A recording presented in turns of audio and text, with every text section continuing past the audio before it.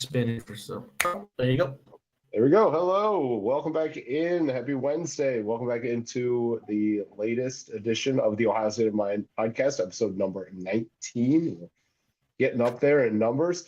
I am one of your hosts, Michael Chen. On the other side of that screen with me is Josh Keatley. Both of us are writers for Buckeyes Wire on the USA Today network. And, the biggest Buckeye news that we've had over the past week since we were last on was the Buckeyes getting self-reporting a couple of recruiting violations.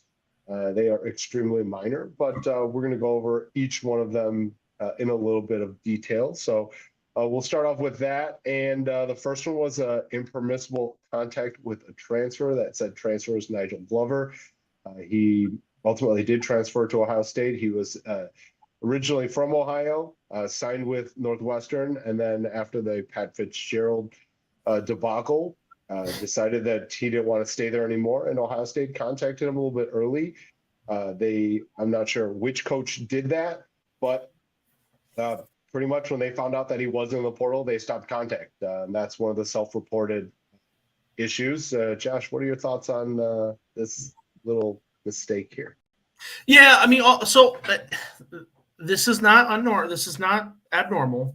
Every college is going to do this. I'm sure Auburn, Tennessee, Washington. You self-report your infractions. The NCAA, the NCAA is the boogeyman, right? And you just have to feed it souls, and it goes away. Like that's all. That's all it is. So you admit what you did wrong. What you did was wrong. Some small stuff, bagels here, bagels there, and then they go away. Right, you start to get in trouble when you lie.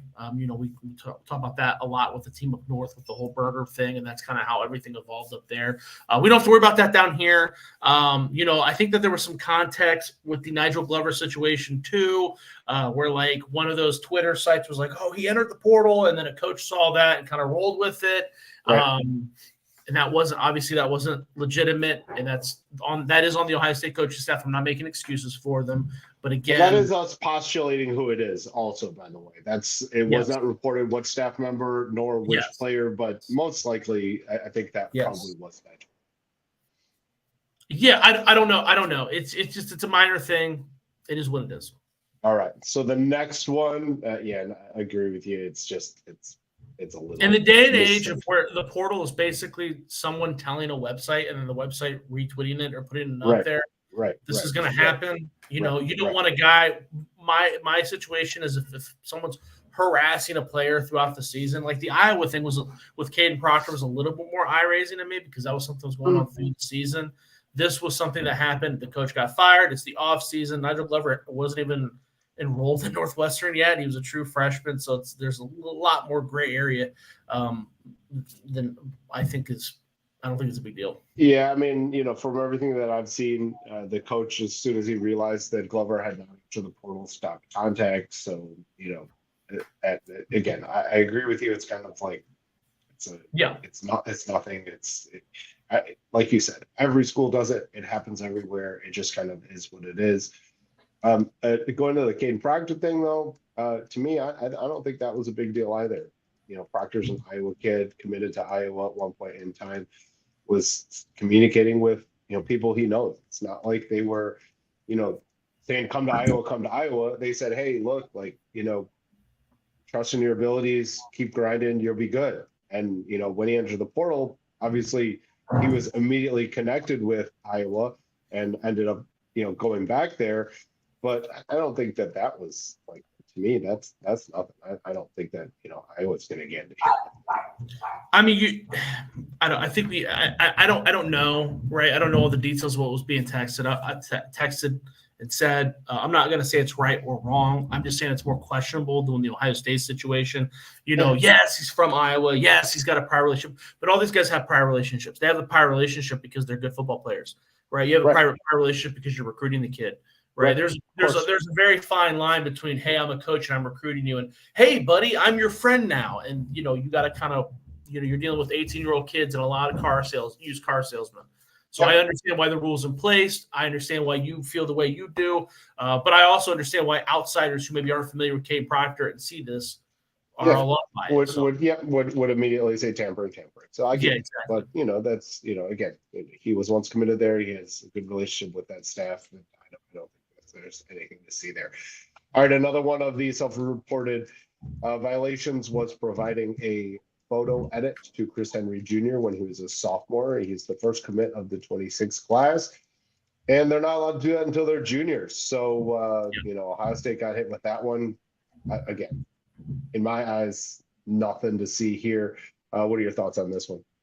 Yeah, every college is going to get busted with this. That's something that they do. It is what it is. Should they have done it? No, that rule seems more obvious. The Nigel Glover situation doesn't seem as obvious. So that's a little bit more forgiving. This is pretty obvious. They broke the rules. They shouldn't have, but I don't think it's anything that's going to result in anything serious happening. And then another one, a booster contacted a recruit before the game, shared the picture on social media. Ohio State's athletic department found out about it, had that certain booster delete the picture, but obviously there's still, it's the internet. There's still a trail, screenshots, etc. So that was a violation in my eyes. What are you going to do when a booster gets excited about a recruit and posts a picture?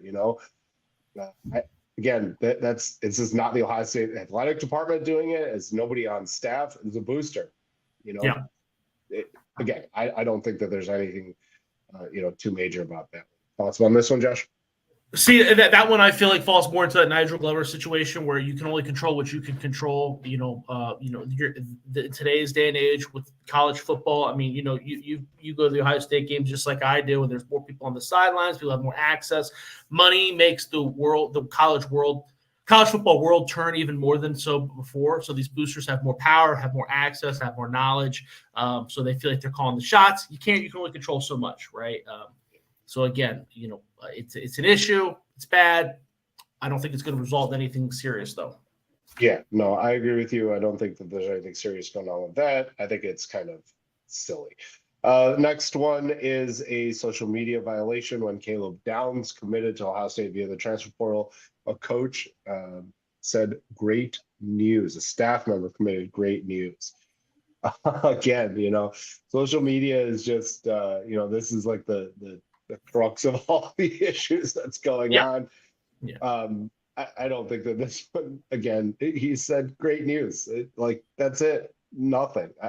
Nothing in my eyes that is really bad in this situation. I just think that, it's something that they need to be a little bit better about, watch that social media action and, just kind of clean it up a little bit. But again, nothing to see here in my eyes. Yeah, so he retweeted great news. It was over. He retweeted a photo and captioned great news of Caleb Downs, correct? So it was Caleb Downs related, and you can't do that with him before official. Yeah. Again, that guy. See, that's more black and white to me. He clearly messed up. That's kind of like I put that in the same pile as Chris Henry. That's bad. You should have known that. These coaches, the only coach that would be excusable for is Larry Johnson because he's 85 years old and doesn't have Twitter.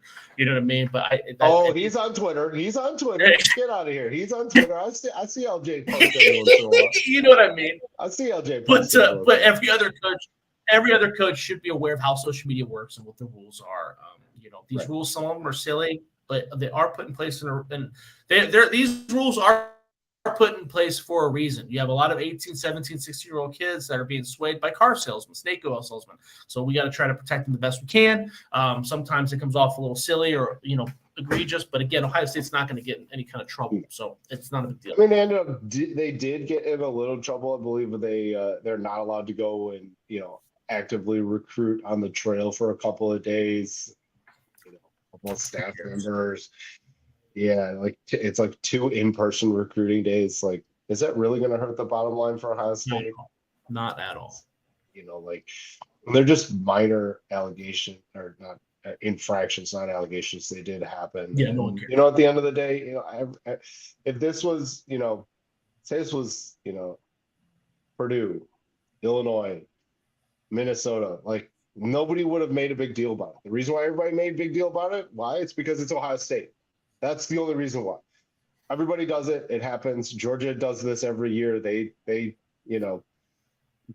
confess to the NCAA that they made a couple mistakes here and there. Alabama does it. Everybody does it. It's nothing. Like in my eyes, this is nothing.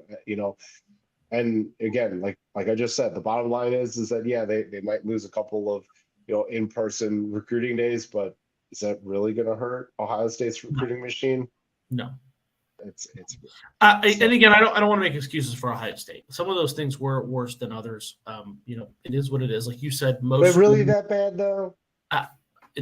Some of those things were rules that if I was in charge, I would be aware of those rules, right? I can't sit here and shit on Michigan all year long. But the difference is that this doesn't really affect the field of play. They were minute social media recruiting things. There's a lot more gray area to what was being busted. I just want to be very clear. Some of those rules were wrong. It is what it is. Mm-hmm. We move forward. Like you said, out of the 130 college football programs, 120 of them are going to get busted with very similar issues. Some more blatant than others, some less blatant. It falls in that pile of when Auburn got busted with cream cheese on their bagels. It is what it is. The ramifications are going to be very small. Right. Who cares? Yeah, exactly. Who really cares? But the bigger news is that college football playoff has officially approved the 5+7 coming this season. So we're going to see 12 teams. The 5 automatic conference qualifiers, which I'm not 100% sure about that anymore, but because the watering down of the conferences, with all the movement, the SEC and Big Ten adding teams, the ACC obviously is doing some of that as well. But, again, the ACC is almost as good as the Pac-12. Well, they're trying to add schools. I mean, let's be real here. They're trying to keep up. Are they doing a good job of it? I'd be willing to bet. I'd be willing to bet a significant amount that they're going to lose teams before they gain teams. I would say that too, but still, they're one of the automatic qualifiers. So you kind of have to give them a little bit of love. But I think I disagree with you on because you said that you're kind of poo-pooing on the automatic bids because you don't believe that all conferences are. No, I don't think so. I agree with that take, but I do want the problem. Here's the problem with college football in my eyes. Is that everything is so focused on money that everything seems to be skewing in a direction where it makes it easier for people to justify screwing the little guy or screwing teams that maybe deserve it more than others just based off of their fan base. I mean, you and I went back and forth in the Florida State game for a good 30 minutes, and whether right or whether wrong, Florida State was undefeated. You know what I mean? They got whether right or wrong, whether they weren't as good as Alabama or Georgia or even SMU. They were undefeated. They didn't get to go to the playoffs, and there's one reason why, because they weren't the brand that Alabama was, right? So they also lost. They also lost their starting quarterback, which I think played a lot into. Maybe I think that we can talk about that again if you want, but we don't need to. If Alabama lost their quarterback, if Alabama lost their quarterback, they'd be in, right? Yeah, maybe. I don't know. It's hard to say. I think that's pretty wild if that's your stance, but regardless, hard to say. It's how is it hard to say? Well, they had Florida State had 2 games, and I think it was the second. And they won one. They beat the spread. Well, they won both of them, but their offense looks completely different without Jordan Travis. So I don't know. God damn, dude! Hard to say. It's still hard to say. It really is. I really think that the committee made the right choice because Alabama gave Michigan a much better game than what Washington did. Alabama probably should have won that game. My point is that Florida State was undefeated. Alabama wasn't. I get it. That's what. Okay. Either way, that goes to my point.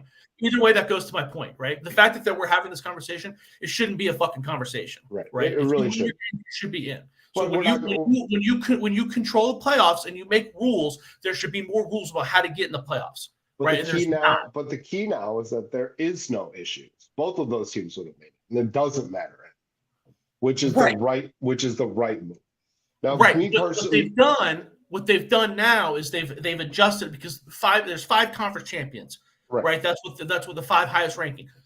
Now what they're doing is instead of making it like, okay, hey, if you're a conference champion, the conference championship, there's more rules that they could have applied that they did not apply. Why? No, I agree with you. The Big I Ten agree has with you. added enough teams, and the SEC has added enough teams that they clearly want 4 from each of those conferences because those are the big boy conferences, whether they deserve it or not, right? I'm not sitting here and saying Florida State's better than Alabama. What I am sitting here is saying it don't matter what would have happened. It's very clear that that's the precedent that's being set. The SEC is so much better than the ACC that this is how this is going to happen. And I feel like they're opening the door to that more and more. I think that the restructuring of the Big Ten, the divisions, they're doing that as well. I think that the Big Ten's doing that as well. They're doing everything they can to smash the little guys, right? Because everybody got sick of seeing Iowa and Wisconsin and Northwestern winning that other division because that division sucked. So now what they've done is everything's all mishmash. You're going to go Ohio State, Michigan, USC, Oregon, the same 2 teams at the top every year. Every change that has been made since NIL and the transfer portal has been to better assist the big dogs that are Ohio State, Georgia, Alabama, Michigan, and to basically squash Purdue's and all those. I was never going to make the Big Ten championship again. They're never going to do it again. Yeah, but they could make the playoffs. Right. I'm just saying that's one of the many changes. And my point is that the fact that there's no rules for the playoffs, right? The only rule is that top 5. It's a committee. Right. Under their ruling, Ole Miss would have won. Under that format, both Ole Miss and Penn State would have made the playoffs, and Ole Miss would have played Georgia again, and Penn State would have played Ohio State again. Sure. Right. Because that's how that format would have worked out if we would use it this past year. In my eyes, I would have rather seen. I don't know. I'm looking at the list. Arizona in the Pac-12 because the Pac-12 only got 1 team at that point, right? Instead of the Big Ten having 3 teams, Ohio State, instead of the Big Ten having 3 teams in the playoffs and Ohio State playing the same team they just beat 2 months prior, they could play Arizona, right? Something like that. I get it. And they've kind of closed the door on that. That's my point. I get it. But then where does expansion end? That's the question after that. Does the expansion keep going? Do you make it, 12 teams? No, I don't. They're 12 teams make sense. They're talking about doing the 14-team playoff, and I don't have an issue with that. I think that. But why though? They haven't even done a 12-team playoff. No. I'm just saying I don't have an issue. With it. I'm not saying I'm for it. I'm not saying I'm against it. I said I don't know. I get it. I get it. But the 12 team, and I think that the 12 team would be enough. But they're like I said, they just keep. You're going to get to a point where 8 of the 12 teams are going to come from either the Big Ten or the SEC. Yeah. That's where you're getting to, and I don't know if that's right. I don't know if that's fair. Right? If you win the Big 12, should you think you might not make it in? If that makes sense, or if you're in the Big 12, yeah. I mean, if you're in the Big 12 championship and you lose the Big 12 championship, should Penn State, who's not even sniffing the Big 10 championship, get it over you? I don't know, and that's what this is leaving room for. This is leaving room for the debate on those back end. Yeah, I mean, I still like it. Honestly, if it was up to me, I would have went 8 teams, but 12 is good. Getting that first. What would you have done at 8 teams, though? What would have been the rules for 8 teams? The 8 teams, you have the 5 automatics and 3 at-larges. But who controls the at-larges, though? Are they going to be all schools? The college football playoff does. Their top 8 teams. See that, but that's my issue. Is that there's way too many at-larges in college. Yeah, but if you win your conference championship, most likely you're going to be in one of those. Yeah. 8 teams, right? Yeah. Right? Like Florida State ended up 5th, so they would have made it. Right? For sure. Right. But then you would have had. Then you would have had, Alabama, Georgia, Ohio State, and Oregon. I think that playoff would have been great. Absolutely awesome. I don't have an issue with that. All I'm saying is that I mean, the NFL has definitive, this is how you get here. And it would have been nice. This was an opportunity for college football to do that, right? You win your conference championship. Maybe they could have done something like you win your conference championship and then you get a bye week. You're in your conference championship, but you lose. You're in the playoffs, for those top 5 big dog conferences. Of course, I guess there's really 4 big dog conferences. And then the rest you filled with, what's that put you at? That puts you at 10 teams. Then you put 2 little dogs. So this year would have been what? SMU and Liberty. Like those are finite rules, right? But would you really take those teams over like an LSU who finished 13th? Like you said, Arizona, Iowa, But Notre that's Dame. my, Like, does that make sense to take those teams over the other ones? that's my Because point. like, what The kind of goal, like? It's also about ratings too. At the end of the day, but right? that's It's an about issue, money. right? I Because don't. if I it's not really about, don't though. because that's not football, But right? then Liberty, so like if Liberty wants to go ahead and just continue to like, and it's not their fault that their conference sucks. But Okay. then what they have to do is they have to try and schedule multiple out of conference games against higher ranking Power Five teams to move up in the But rankings. they're also in my theory, in my way of thinking, they're not competing against their conference. They're also competing against the MAC conference, the Sun Belt conference. Because my proposal, you're only taking two of the small dogs, right? So it's not like if you're, if And Toledo, I still think they have Toledo to. was MAC, they don't I get. still think those small dogs have to have a resume in order to earn those bids. Okay, Did Liberty really like?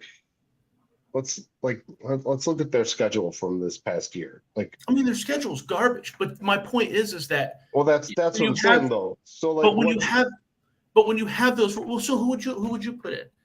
You would put in Arizona or a school like that? Yeah, Because my point is over that those guys, yeah, of course. the goal should be to eliminate this conversation, right?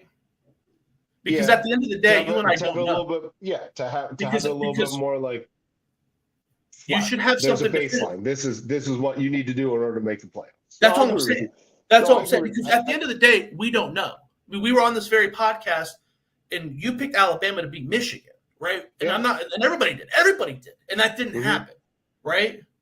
Not saying that they're not good. I'm not saying that they're not better than Florida State. All I'm saying is that at the end of the day, we don't know. If we did know, then there's no point of playing the season, right? That's what makes college football special. And when you have these rules, everything is just swayed in a way that kind of shits on the smaller schools. I mean, you see it all the time with scheduling too. I mean, Vanderbilt has like 2 back-to-back away games or away series every year. And Florida hasn't played back-to-back away games. This is the first year since like 1999. Think about it. And they do that all the time. Everything is skewed in a way to where you can kind of manipulate things. And they had an opportunity to eliminate that, and they didn't. I mean, I get it. But then you also have to look at, like, again, we'll go back to the Liberty example. Their schedule was absolute garbage to the regular season. They didn't play one Power 5 team. When they did finally play, when they got waxed by Oregon in the Fiesta Bowl. But you're nitpicking 45 to 6. One example, though, right? I get that, but like, I just don't think let's look at the even SEC. if they go undefeated with that kind of schedule, I don't think they should be. But you're picking one example. Example. But I'm just saying in general, it just so happened to be Liberty from last year. Yeah, we've seen other teams do it. Like Boise's done it before, right? Where Boise goes undefeated, right?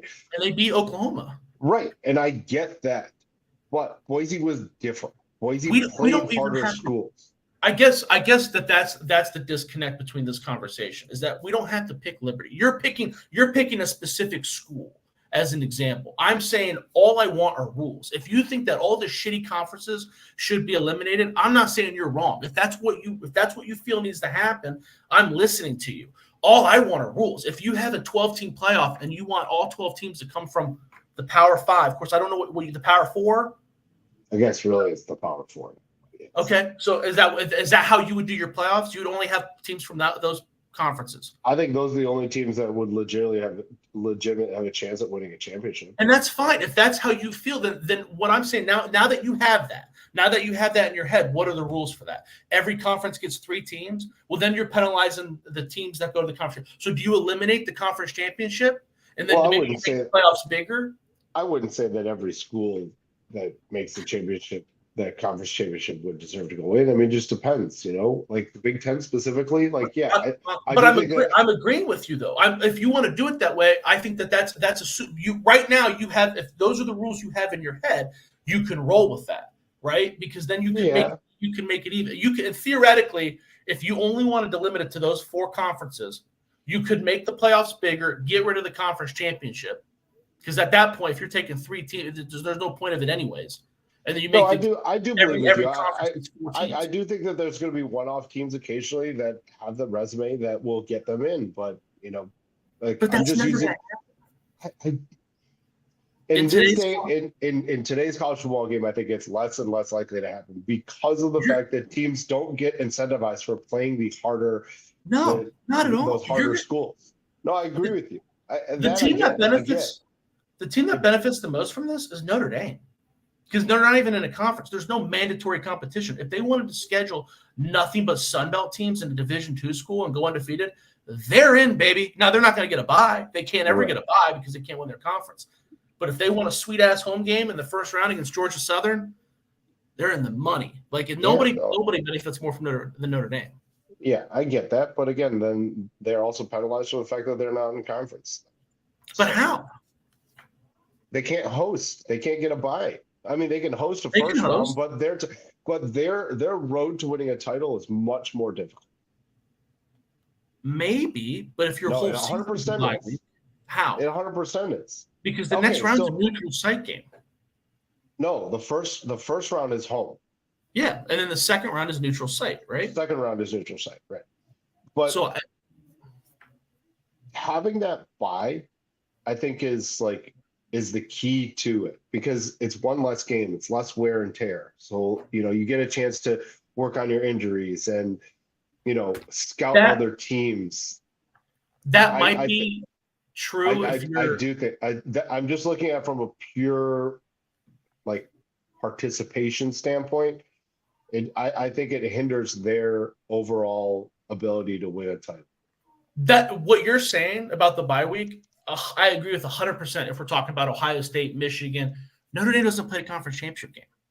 No, so if they wanted to, their whole season could be a bye week because they could theoretically. I don't know if they're, but theoretically they could do that. And then not play a conference championship game. That's an automatic bye there.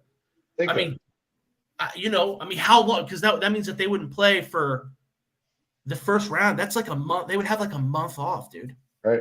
It'd be like a bowl, between. And they would have so much time off. Well, they got that bye. It would almost be if you look at their schedule for this coming season, they play Texas A&M. They have Purdue. Oh no.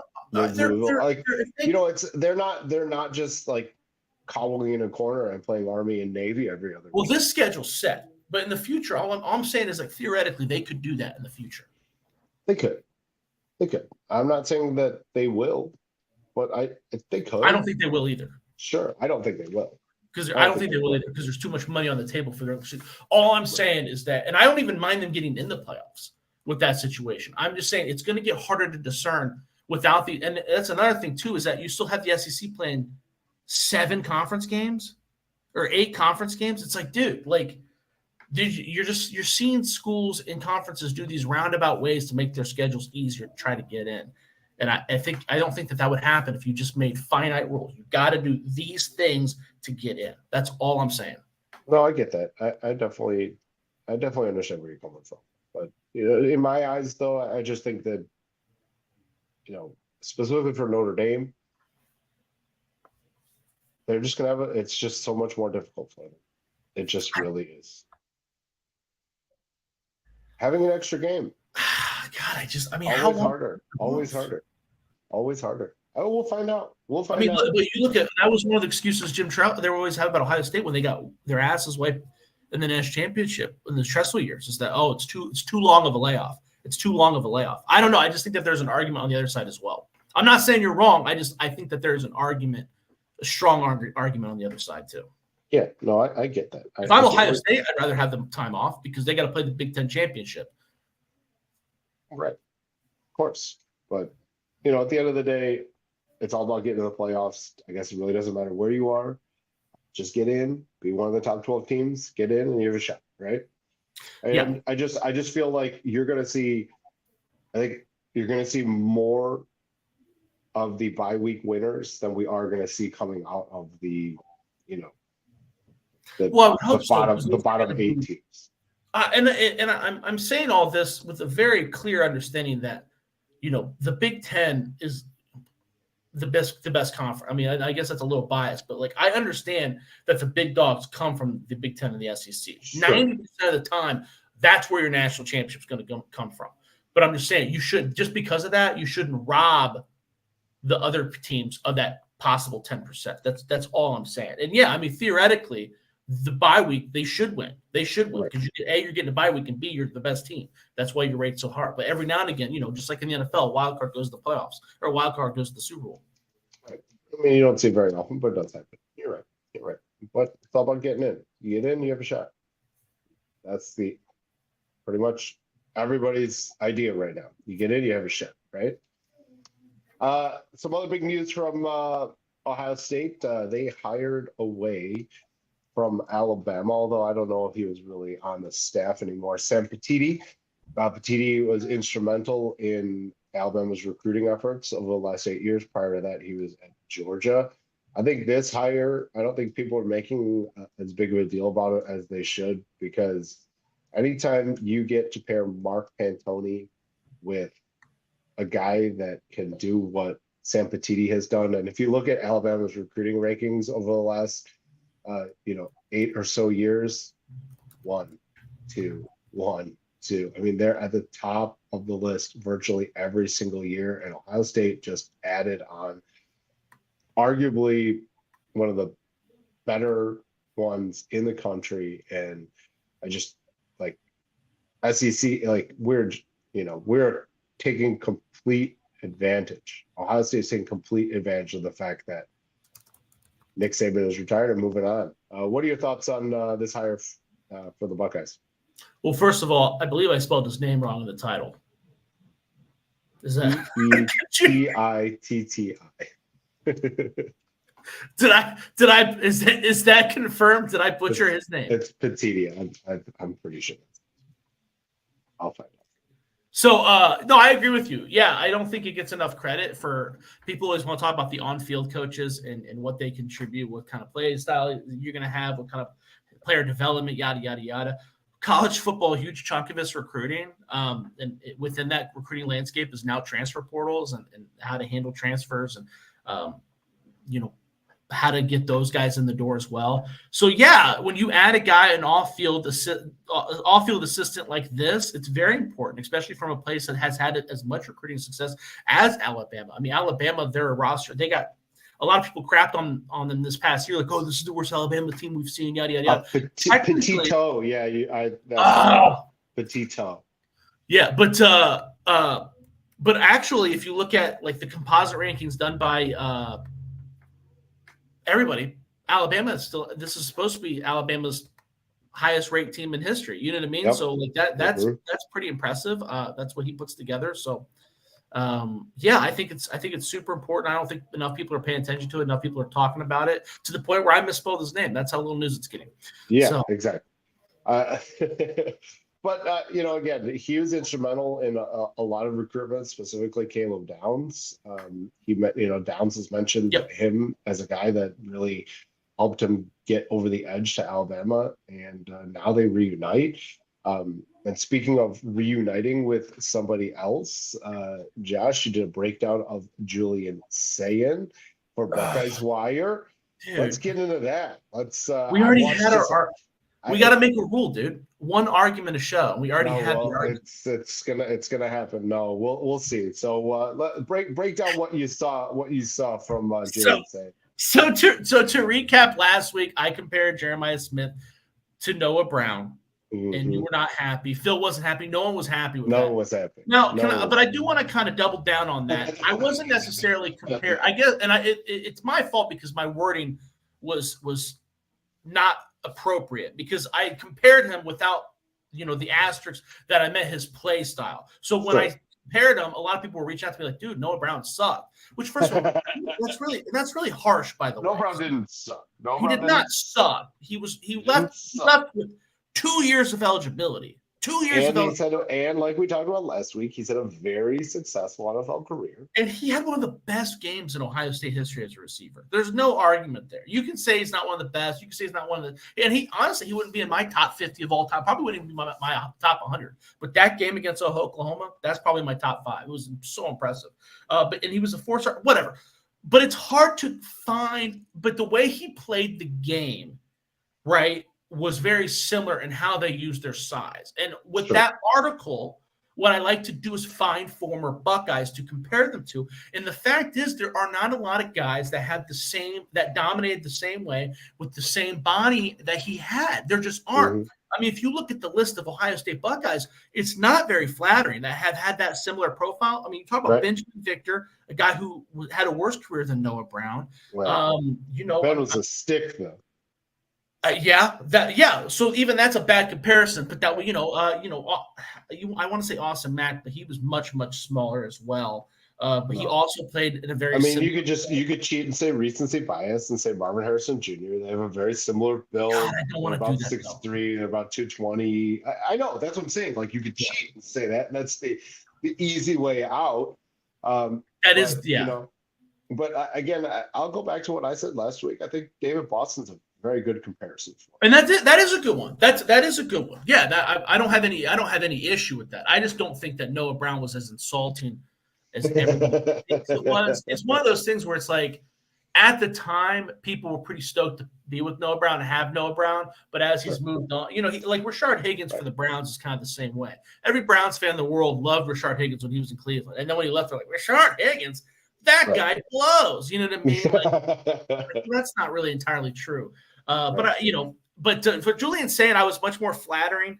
He's kind of an odd guy because, like, you watch some of these quarterbacks and they're just big, strong, fast. They do it all kind of like, the most obvious quarterback that mixed tape or highlight tape, high school tape was Terrell Pryor. But Julian Sayin, I compared him to Troy Smith. Now, that's not to say, I want to be very clear. When I say that, I'm not comparing production and I'm not comparing him to be a Heisman Trophy winner. But the thing that I thought was similar was that, and I got a little bit of pushback from the people I did talk to about this already, because Troy Smith, people do remember that junior year, sophomore year where he was scrambling everywhere. He did not do that his sophomore year. So it's more senior year Troy Smith, where it's not. I don't expect Julian Sayin to rush for 500 rushing yards, but I do expect him and see him moving around in the pocket and avoiding sacks in a crazy way, much like we remember from Joe Burrow at LSU, and getting the ball from off platform. I'm not going to.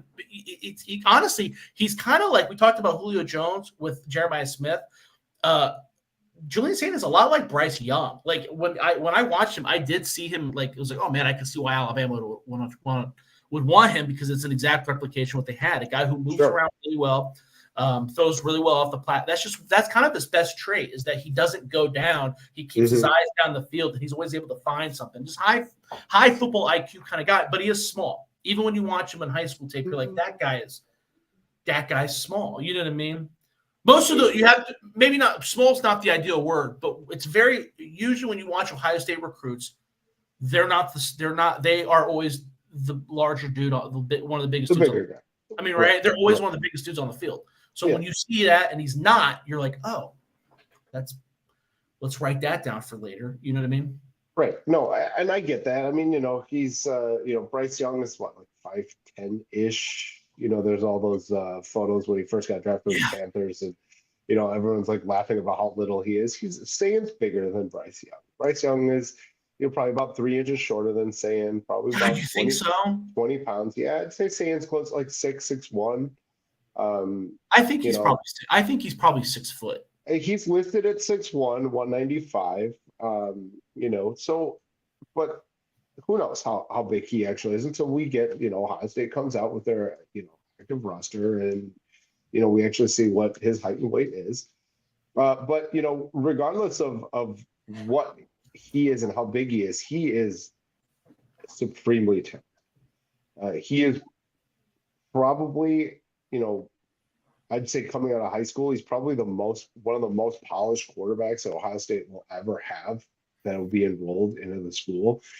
Just first off, California competition is high end. It's, I think that Texas, probably say Georgia, and then California. I think Ohio is just like a notch below them, and mainly because of a reason. They don't do spring ball in Ohio, which I think hinders a lot of the development for some of these young men. We actually saw Trey McNutt. I wrote an article the other day. Trey McNutt's getting suspended because he participated in a 7-on-7 tournament, which he's not allowed to do as an Ohio, which I think is an absolute crock of crap. Very dumb. Very dumb. They're also, Ohioans also, when they go to camps and they have padded event camps, Ohioans are also not allowed to participate in that, which I think is kind of ridiculous as well. It's Yeah, usually like, it's like it's pads and helmets. It's usually for offensive linemen, and I think again that hinders the development of a lot of Ohio recruits. That's why you see a lot of times the Ohio recruits are a little bit lower when their yep, talent level is probably on par with some of these other guys nationally. agreed. That they're ranked a little bit lower due to the fact that they don't have as much time in pads. Yeah. So Well, you mentioned that with the Armstrong twins when we were correct that too. Yeah, no, I think that they're underrated big time. I think that if they were, if they played in Southern states, they'd both be 4-star prospects. They'd probably yeah. both be, like Oh, 100%. national, like big time national recruits. Yeah, there's But no doubt. because they play in Ohio, they're Yeah. they're borderline 4 stars, 3-star type of guys who are looked at as projects. I think they'll outplay their rankings. But back to saying, I got a chance to watch his highlights too, and like you said, the off-platform throws are just amazing. He's not ever going to be, looked at as a dual threat type of guy, but he can run, he can move. Now think of like He can move. I want to right. be very clear. I don't want to crap on his athleticism. I think that he. I don't think he's. I said I don't think he's going to have a 500-yard season. But if he did, it would not shock me. I do want to give him credit. He's gonna have like Justin Fields type numbers because as we've talked about before, they limited Fields' running. Right, Yes, Fields probably could have ran for close to 1,000 yards if they let him. I mean, he's done it in the NFL, so like, why wouldn't he be able to do it against lesser competition? 100%. Right? So I think the numbers that when Sayin becomes a starter, and if I had to bet right now on who's going to be QB2 come the fall, it's Julian Sayin. I think he's that talented. I think he's that good. I think he's going to be the guy come 25. And I just the fact that Ohio State got him and so late in the game, I just like it still like kind of boggles my mind as to how that all transpired. And I have super high hopes for him. I think that he's going to be 2-year starter and off to the NFL as a 3-year player. It would serve Ryan Day a lot to get him some playing time this year, not just handing off the damn ball. We've seen it in the past where the backup comes in and he's in there for a quarter and all he does is turn around and hand the ball off to the running back 15 times and maybe gets 1 to 2 throws in there. And look at the progression that we've seen, with Kyle McCord and Devin Brown. Like, it's stunted their development because those game reps, I mean, really, okay, they're not as great as they were billed to be when they were recruits, right? They're just not. Well, that's not. I don't. I don't want to crap. No, I don't want to. I'm going to stand my ground there. I don't want to crap on those guys. Those guys. Their progression. I blame Ryan Day for their progression. I do too. Now, the thing that makes Julian Sayin different than those guys is that when you go back and you watch Kyle McCord and Devin Brown in high school, and we both wrote scouting reports on them. We both liked them. We gushed over their physical talent, their physical ability. We're not really doing that with Sayin. The thing that's cool about Sayin is he's a very cerebral player. He's very smart. He doesn't make bad decisions. That's the kind of guy, and that's why I think it's cool that it's a good idea that he's not going to be pressured into starting this year because he should be able. He's going to be a guy that's really going to thrive once he develops a relationship with those guys. That's one of the things that made Troy Smith so special is that he could put the ball places and know that Ginn, Gonzalez, and Roy Hall were going to be there. Sayin is that kind of guy. His game is more about his IQ rather than his athleticism. So I think a guy like that, even if God, I hope he gets playing time. Like you said, I think everything you're saying is right, but I don't think even if he's sprung into action, I don't think he's going to have the same mental issues as those guys because he's just a really smart player. I think, but those guys aren't dummies either. So I want to be very clear. Kyle McCord and Devin Brown, I still think are very, very good. I just, Sayin's a different kind of dude. Yeah, I don't. At this point in time with the quarterback recruiting for Ohio State, ultimately were those two guys, Ohio State caliber. Like you could, look, when Kyle McCord went to the transfer portal, he was being recruited by Nebraska and ultimately ended up at Syracuse. It's not like he was trying to. He was a 5-star recruit. He was high. Right. But he's still like a 5-star recruit 3 years into a program should do better than what he did. Should be more than a one-read player. Yeah, 100%. But I can't. So let me ask you this. So I don't. It just sounds like you're blaming more McCord than Day, and I don't see it that way. I blame more Day than McCord. I think some of it has to do with both of them, but I think that a lot, look. Like I didn't blame McCord, Day for Jack Miller. I didn't blame Day for Well, Jack Miller never played, so okay. Right. On. So we can assume that he sucked. I can assume that he sucked because he didn't play anywhere else either. Right. If the court goes and blows his wad at Syracuse, okay, I'll. Do you really think that's going to be the case, though? Do you think he's going to put up better numbers with lesser talent around him? I think that with a worse offensive line, with a worse running back room, with worse wide receivers. He doesn't have a Marvin Harrison Jr. to throw to default to like he did 75% of the time this past season. Well, OJ McDuffie's kid's really good there. I mean, he's not Marvin Harrison, but he is really good there. You're talking about an all-world, the Blitnikoff winner. No.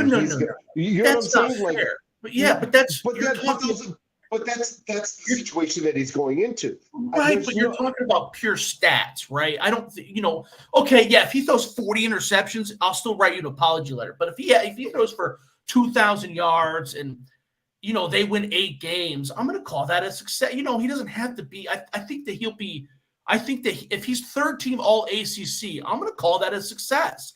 At Syracuse, you wouldn't. I guess. I guess that. When you come in as a 5-star, the expectations are that you're a 3 to 4 year player and you get drafted in the first round. Even at quarterback, is that the case now? Yeah. Because they don't just willy-nilly throw 5-stars out there. They don't. I just think that there's a lot of 5-stars are busts. Especially there's just not a lot of them. I think that's a good topic that we need to do more research into, because I think especially with the transfer portal, I mean, if you look at some of these how many 5-stars even stay with the same school?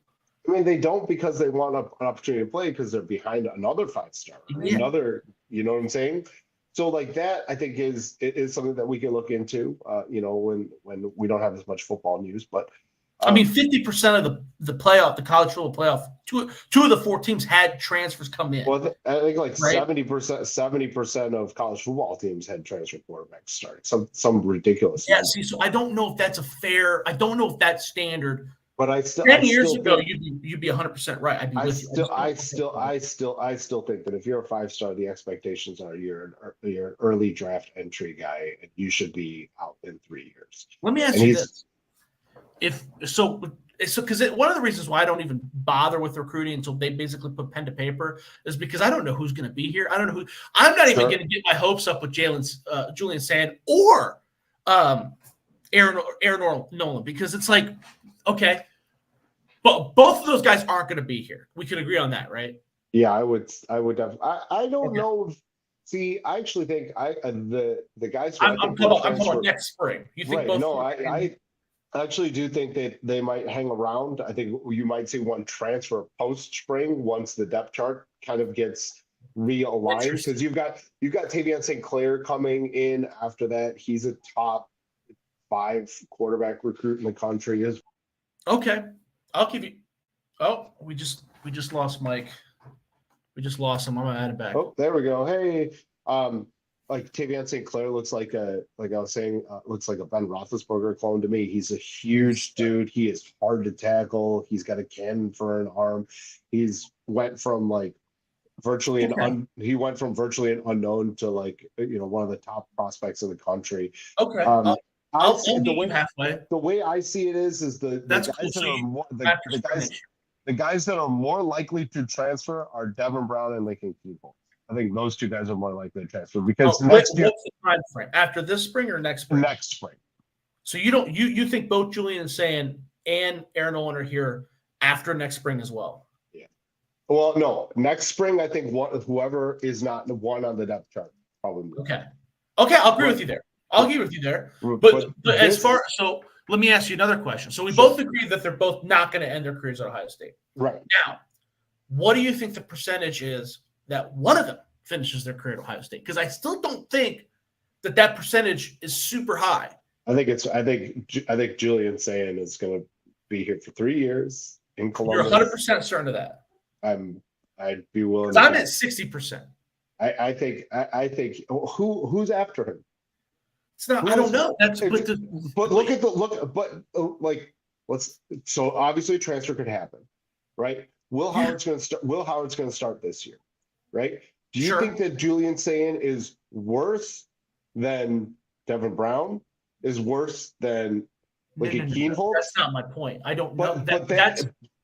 I guess that's my point of why I'm uncertain, because I don't know what the future holds. If you would ask me this question last year, and I feel like if you would ask you this question last year too, we would have said, "Hey, Kyle McCord's the dude. It's going to be the dude again," right? But that's not the case, and Will Howard's here, right? So if we have another situation where Will Howard leaves and another recruit comes, and that's another thing too. If I don't know, you're better with the recruits than I am. If there was some guy that he liked more than those two guys that enters the portal, let's say, Ewers, or that's a bad example. Name it, who's the quarterback that Ryan Day was hot and heavy for last year, who's going to be at the program for 2 years?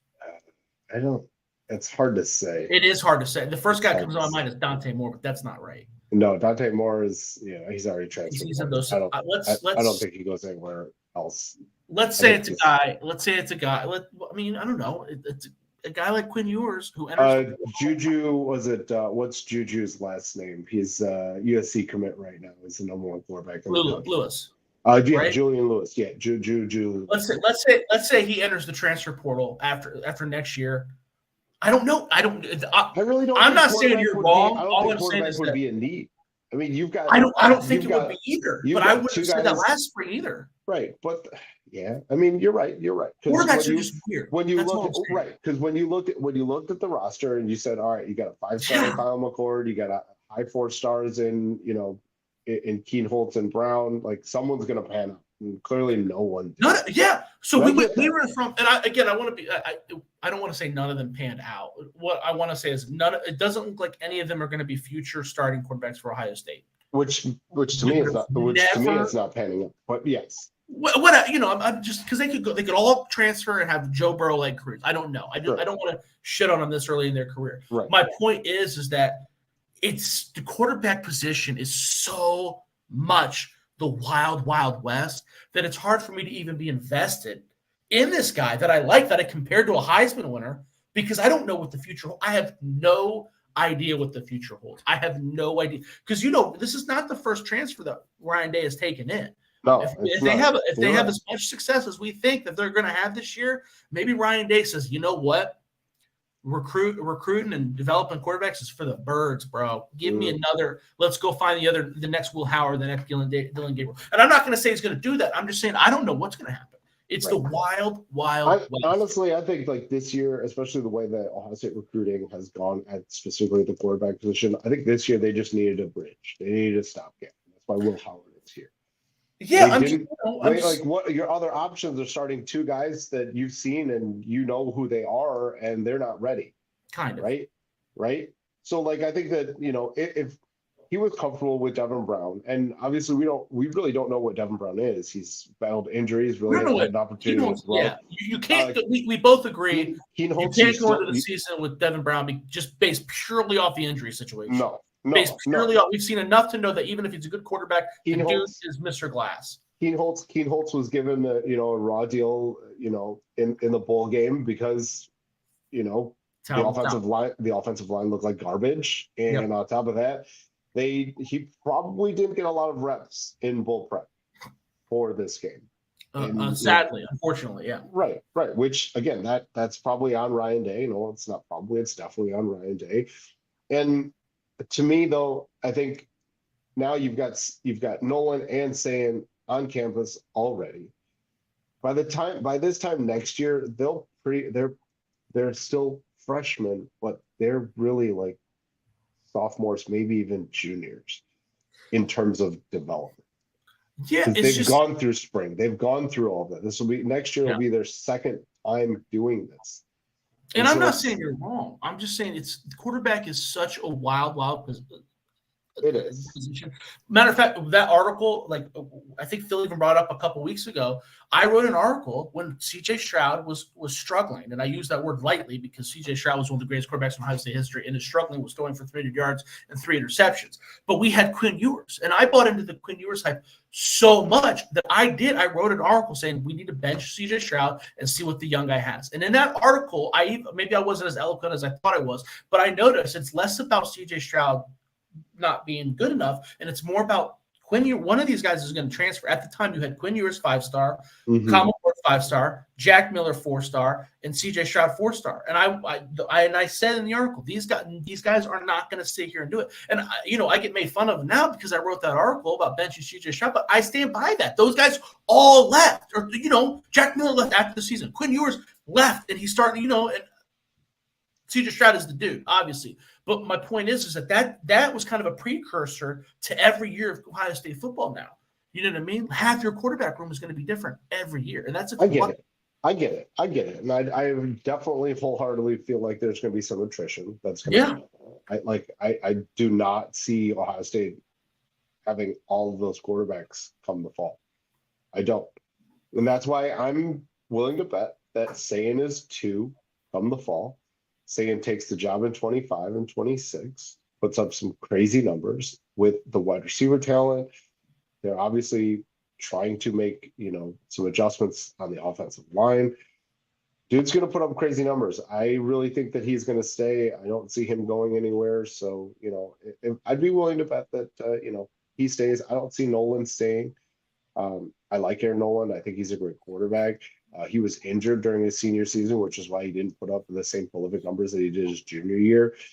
But I think you're right. I do think that it's a turnstile at quarterback, and you are going to see a lot of new names, a lot of new faces, and every year.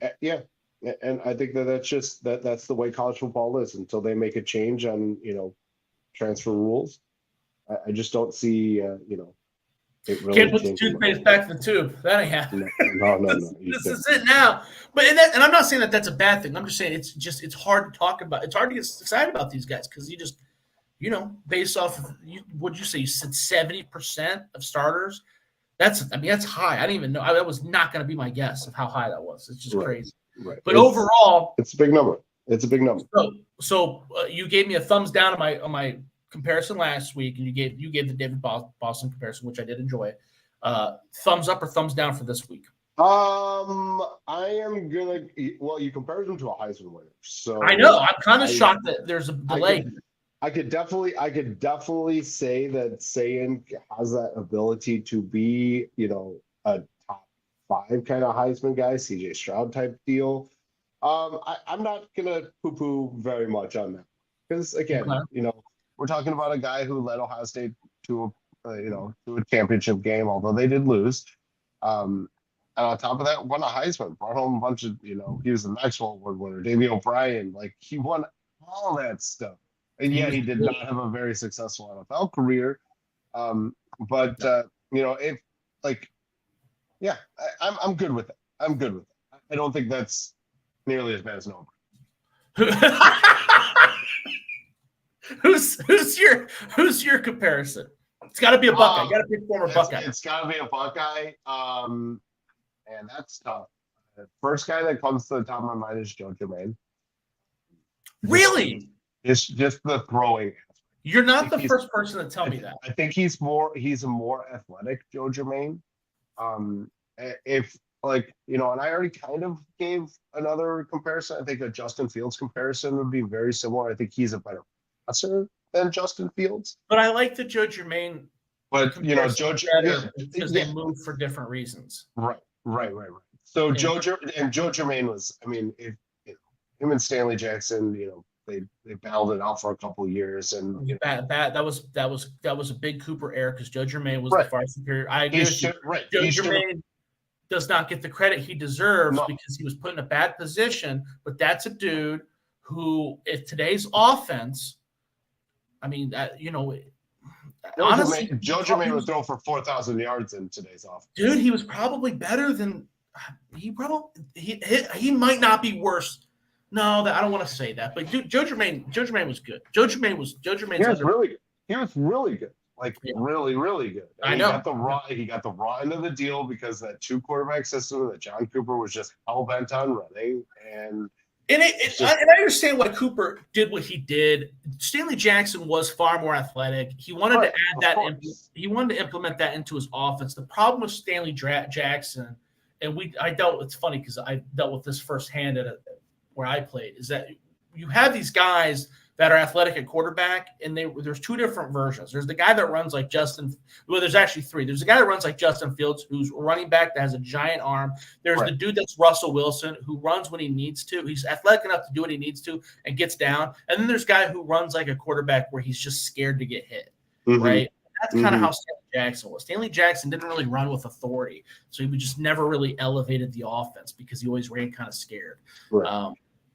Yeah, so I agree with you. I could see what he was trying to do, but again, that was at the end of his career. It's just, but that not in my opinion, that's kind of what we're wrong with there. But Joe Germain had a very successful career in the Arena Football League.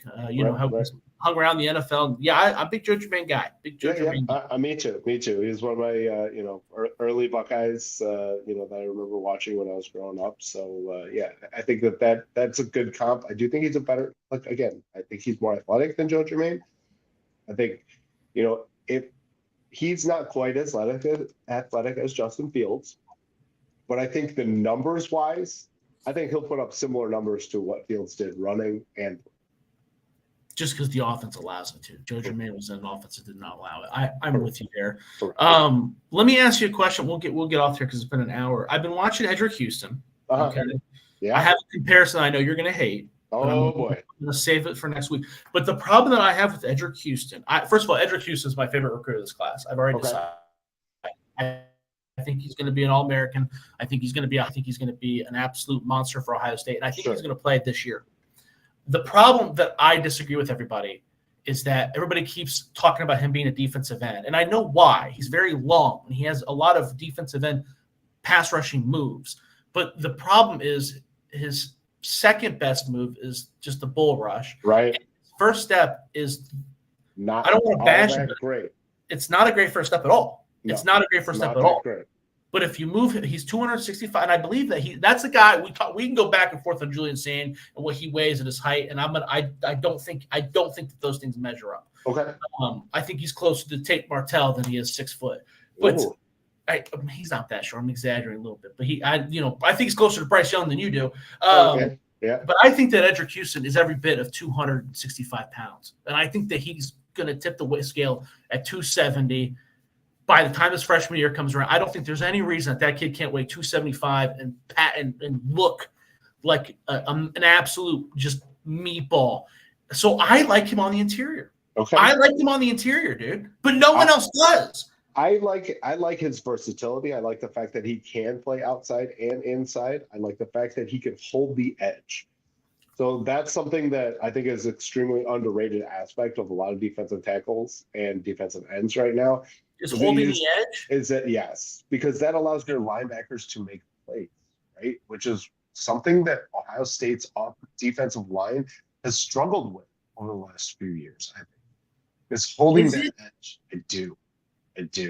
I think that sometimes Larry Johnson is so enamored by just letting them pin their ears back and look how many times where they would allow a pass rusher just to go up the field and then they'd run right around him because they were in position. I think that Houston would do a great job of setting that edge. That's some of that though is their inability to set their feet. Like Jack Sawyer did it really well towards the end of the year. Sure. DT, I don't want to crap on these guys because these guys are really good. These are bad examples. I'm trying to think of a good. Baptiste was kind of like that, where he would just get lost in the traffic. Pin his ears back, get pushed out of the play. Sure. I think in today's college football, and especially with the way they're recruiting, I think you want a guy with an elite first step. I think Kenyatta Jackson's got an elite first step. He does.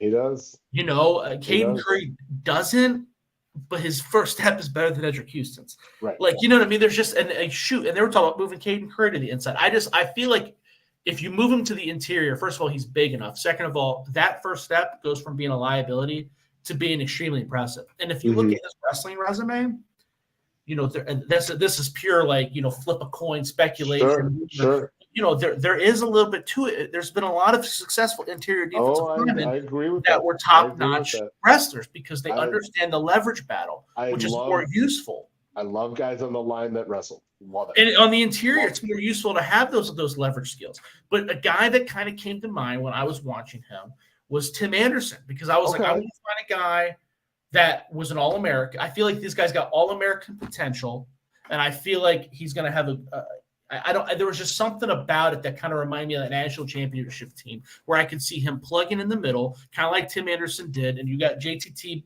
playing the Will Smith factor and Jack Sawyer being the Darian Scott of the group, and I could just see it being a good fit. But I just don't see him being a dude on the edge. You just said my guy. This is Will Smith. That's your comparison? The senior. The Will Smith senior. Well, yeah, but that guy's first step was insane. You're talking about a multiple All-Pro player. That's who you got as a comparison for Frederick Houston? Yeah. No way. Yes. Look, remember, at one point in time, he had a heart condition during his senior year, right? He had to miss out on some games. I don't think he went nearly as hard as he could have towards the end of his senior year. If you watch his junior highlights, he is just an absolute monster.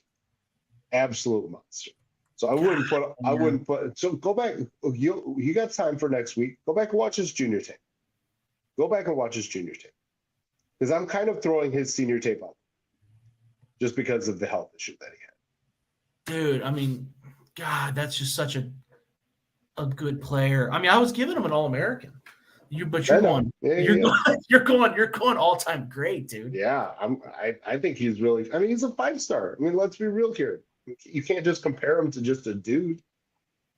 Well, Tim, like I said, I'm comparing him to a 3-year starting All-American, and Yeah. Tim Anderson, he might have been a highly recruited guy. He knew he was from Ohio. Yeah, I don't know if TA was. That's a good Google.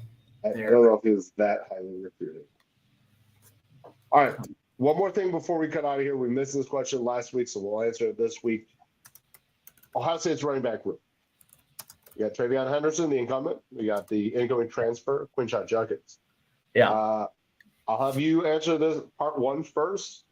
Who will be the bigger feature back this fall?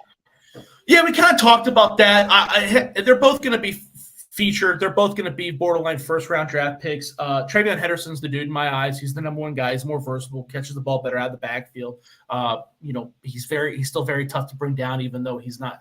Quinshon Judkins breaks more tackles. Not going to argue that. Mm-hmm. But Travion Henderson gets touched less, and he adds more to the passing game. You got your lightning, and then when the defense is just absolutely buried and wants to go home, you bring out the Judkins. And I don't have any issue with that. I don't think that's insulting at all. That's just kind of how I see it. Yeah, no, I it's hard to disagree with that. I think that outside, from 20 to 20, I think you're going to see a lot more Travion. I think on short yardage situations, you're going to see a lot more of Judkins close to the goal line. If I had to bet, I'd bet that Judkins scores more touchdowns than Henderson does this year. I don't disagree with that. They're a Pete Johnson, Archie Griffin situation. I just feel like they're going to use him as the pounder down towards the goal line to get those scores, to get that short yardage. Because let's be real here, Travion Henderson has had a really difficult time with short yardage plays. He's kind of like I'm not comparing him to this player that I'm about to say. I'm just saying he's like a Barry Sanders type guy, where Barry would have no yards, -2, no yards, -3, and all of a sudden he'd just go off for a 40-yard game, right? Very similar to what Henderson. Very similar. I used to think that, so I'm not saying you're wrong. I feel like the play calling did him no. Hey, that might be it. The only reason I say that is because there are usually guys like that. Michael Wiley is probably the guy I would go to. Okay. Where it's like that guy, they dodge tackles by moving their hips. Sure. Travion Henderson, he has no problem running dudes over if he has to. It's not his go-to move. He's got no problem when he's healthy. Yeah, exactly. That's key. That is key. That's the key. But go back to your point. Even if you call it bad play for Quinshon Judkins, that dude's initial response is He just drives his feet. He's really Put your good. head down and get 2-3 yards. Yeah, he his best feature is he likes to drive his legs. I'm not comparing the two. I really don't want to put this out there, but like Isaiah Crowell with the Browns was kind of the same, where you'd watch him and you're like, why is this guy good? Sure. Just because he drives his legs. You couldn't wrap him. He always got his 3 yards. Judkins is way better than Isaiah Crowell from athletic standpoint. Right. But I'm just saying, like there's just guys that just drive their legs. Sure. Henderson doesn't do that as effectively. Yeah, Henderson doesn't get those tough yards. Judkins will get those tough yards. So I think you're going to see a lot less angst amongst Buckeye Nation on 3rd and 1s, 3rd and 2s when Ohio State gets 0 negative yards on those plays. I don't think you're going to see that as much. I think you're going to see a lot more of Judkins in there. It wouldn't surprise me either to see some 2-back sets with both of them, with Will Howard back there. It's hard to say who's going to be featured more. I think they're going to get a very similar amount of carries because this season's super long. On top of that, you got Dallin Hayden back there as well. I think Ryan Day has talked very highly of Dallin Hayden. You see me roll my eyes when you say Dallin Hayden? I'm shocked. I'm shocked that it doesn't make sense to me. He had a really good freshman year. Oh, he's good. I'm not bashing. And then they barely used him this past year. They're like, we're just going to redshirt this dude. It's like, so you know how I collect trading cards, right? And my niche is Ohio State guys. I bought a shit ton of Dallin Hayden autograph cards, like because he's got that deal with Bowman and on it. So, dude, I mean, no one loves Dallin Hayden more than me, but no one hates him more than Ryan Day. Like I don't know what the deal is, man. I don't know what the deal is there. And then, who do you prefer?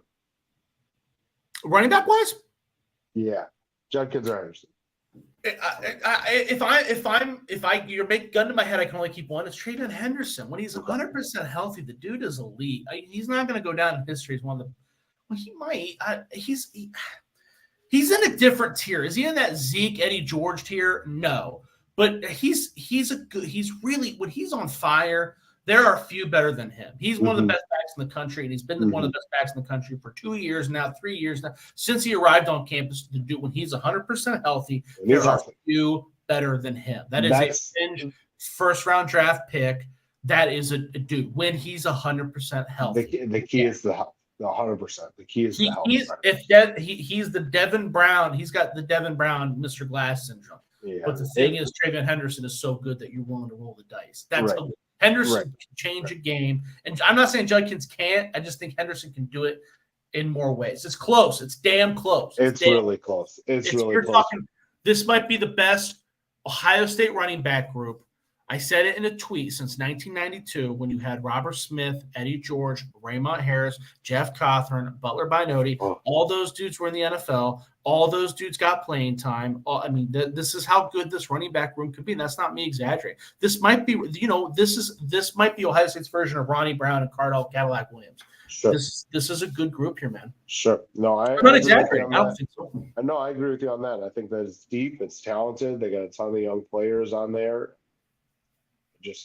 And the wide receiver group is still a better group. That's how good the wide receiver. Which is crazy, and they're so young. I mean, assuming that those guys are I feel like I'm pretty realistic when it comes. I mean, I feel like I'm more pessimistic about younger guys than you. So, and I'm saying that, like, I mean, if those guys are half as good as we know how good Carnell Tate is. There's not a doubt in my mind that dude is next level. The wide receiver group is insane. And I got a lot of faith in the offensive line this year too. The only thing I'm slightly worried about is Will Howard. I don't know why you're worried about it. Because I don't I guess it's a topic for next week. It's just everybody bought in so fast to this dude. And I'm like, guys, 6 months ago, no one even turned it on Kansas State football. A year ago, he was struggling against Adrian Martinez to win the job. But I like him. I'm just saying, like, everybody bought into him, dude. Right. I bet there's going to be a crazy amount of people that have Heisman Trophy tickets on him. I wouldn't be surprised. I don't think he'll win it. I just don't. But back to Judkins Harrison, I'll answer this. Who do I prefer? I'm gonna have to agree with you. I prefer Henderson. I think he's just so much more electric with the ball in his hands. But health is just the issue, though. As long as he stays healthy, I think he's gonna put up some big numbers. But that's one of the great parts about having two of those guys that are at that elite level. You don't have Yes. to worry about that. You can limit his carries, especially early on in the season. Does he need to get, all those carries against trash teams at the beginning of the year when they're just kind of trying to figure out the offense? Because they are. The Yeah. first couple of games, it's going to be Ohio State trying to figure out how everybody works. The bullets are flying. It's different. You're not going up against guys that are wearing the same uniform as you. It's different. And Yeah. I think that, early on, don't be alarmed if they're getting 10, 12 carries each. Don't be alarmed. I don't think that that's a bad thing. I think that's No, not at all. I think I think people are going to be concerned because they're like, oh, well, you want that back that's going to run, 20, 25 times. Like, no, we don't have that. We got That's two not guys. That's not why they got those guys either. No, They told both of those guys, listen, we're going to save as much tread on your tires as possible. Exactly. And they better They don't get any carries they, the first they better couple. get down. They better get down Hayden some run, and hell, even if they got to throw in that freshman James Peoples, let him go. Let him go. I think that he's overlooked by many people. I think he's better than a lot of people give him credit for. He's talented. Coming from Texas, he's a very, very good running back, and I think that people are going to be very surprised at how his Buckeye career turns out. I agree with you. And by the way, Tim Anderson was a high school All-American football. Was he really? Oh. Those before they had stars, but high school All-American on the Fleming list. Also, check out these bad boys, my friend. I got a couple. You remember this game, the Big 33 game? Oh yeah, I do. Do they play that anymore? They do, but it's Pennsylvania. They changed to the Ohio Pennsylvania game now, right? Yep. Do you remember being the recruiting expert you are? Do you remember this guy? No, because I did not. I didn't either. I was like, "Who is that?" And they're like, "That guy was a big time recruit, punter, kicker." Michael Malthat was a preseason All-American blue chip. Tom Lemming's blue chip. He was the starting kickoff guy from in the mid '90s. I don't remember him. No, I don't remember him either. Yeah, there's not a lot of kickers and punters that I do remember. Mike Nugent. No, that's not true. You remember Dan Stoltz and Mike Nugent and BJ Stander. I remember BJ Stander. You remember the special ones. And the guy was an All-American. Huh? Andy Boom. Andy Boom. Yeah. Petoris too. That guy was, that guy was pretty lights out. Yeah, you remember the guys, but I think the reason why we don't remember that guy is because he only did kickoffs. Yeah, probably. I mean, 10 years from now, we're probably not going to remember Noah Ruggles. You know what I mean? There was another guy in this list too. Yeah, exactly. There was another guy in this list I got too, Anthony Quinn. Now I do remember him. I do. Briefly. I do. I didn't know he was a 2-year starter. I thought he was kind of a reserve guy, but that was kind of. I don't remember that. I didn't know he was a heavy hitting. He was also a heavy hitting recruit too. Shocking because he, like I said, he was kind of like a Antonio Smith type, just a dude back there. Huh. Interesting. Washington. All right, let's wrap this up, Josh. Anything else you got? No, follow me on Twitter at Josh Keatley16. We'll be coming live every Wednesday. All right, sounds good. Follow me Twitter at Mike F. Chen as well. I did want to give one quick shout out as well. Richard Lewis passed away today. Oh, I saw that. He's a graduate of Ohio State, got a marketing degree, the comedian. Yeah. Curb Your Enthusiasm. So, just wanted to acknowledge the fact that, one of our own passed away and, he will be missed because he was a big time Buckeye fan. And, it's always sad to see big time Buckeye fans. Yeah. R.I.P. Ricky Lewis. And that is it for us. Go Bucks. Go Bucks.